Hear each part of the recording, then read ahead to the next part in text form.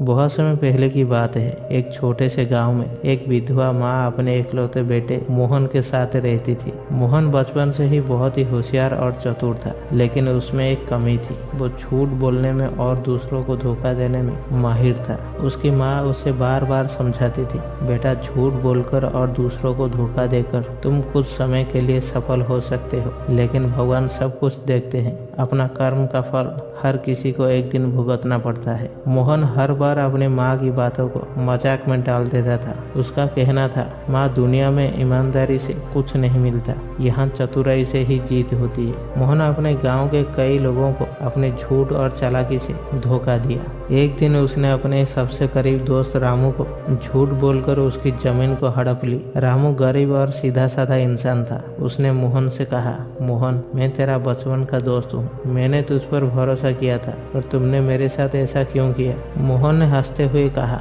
रामू ये दुनिया भरोसा से नहीं बल्कि चालाकी से चलती है, तुझे भी चतुर बनना चाहिए। रामू ने आंसू भरे आंखों से कहा, जो जैसा करता है उसे वैसे ही फल मिलता है, भगवान सब देख रहा है। समय बीतता गया। मोहन के पास खूब धन संपत्ति हो गई, लेकिन उसे कभी भी सुकून नहीं मिला।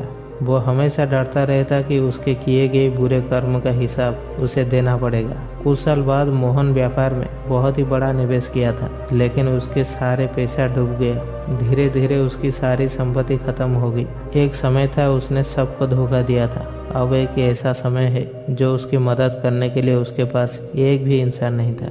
जिन लोगों को उसने धोखा दिया था वो लोग कभी भी उसकी मदद करने के लिए तैयार ही नहीं थे। एक दिन मोहन बीमार और असहाय होकर उसी रामू के दरवाजे पर पहुंचा, जिसको उसने धोखा दिया था। रामू ने उसे पहचान लिया, लेकिन उसने बदले की भावना नहीं रखी। उसने मोहन को सहारा दिया और उसकी मदद की। मोहन ने आंसुओं में डूबकर रामू से कहा, मैंने तुझे बहुत ही धोखा दिया, लेकिन फिर भी तुमने मुझे माफ कर दिया। सच कहूँ तो मैं तुम्हारा दोस्त होने का काबिल ही नहीं हूँ। मैं आज समझ गया कि बुरे कर्म का फल बुरा होता है और अच्छा कर्म का फल हमेशा अच्छा होता है। दोस्तों, ये कहानी हमें सिखाती है कि सच्चाई और अच्छा कर्म ही असली पूजा है। बुरा कर्म करने वाला व्यक्ति चाहे जितना भी सफल हो जाए, अंत में उसे अपने कर्म का फल भुगतना ही पड़ता है। और जो दूसरों के साथ भलाई करता है, उसे भगवान किसी न किसी रूप में उसका फल जरूर देते हैं। कर्म का चक्र हर किसी को न्याय देता है, इसलिए सच्चाई का मार्ग चुने और हमेशा अच्छा कर्म ही करें। आशा करता हूँ कि इस छोटी सी कहानी के माध्यम से आपको बहुत कुछ सीखने को मिला होगा। वीडियो अगर अच्छी लगी है तो वीडियो को लाइक करें और चैनल को सब्सक्राइब करें। मिलते हैं अगली वीडियो पे, तब तक के लिए धन्यवाद।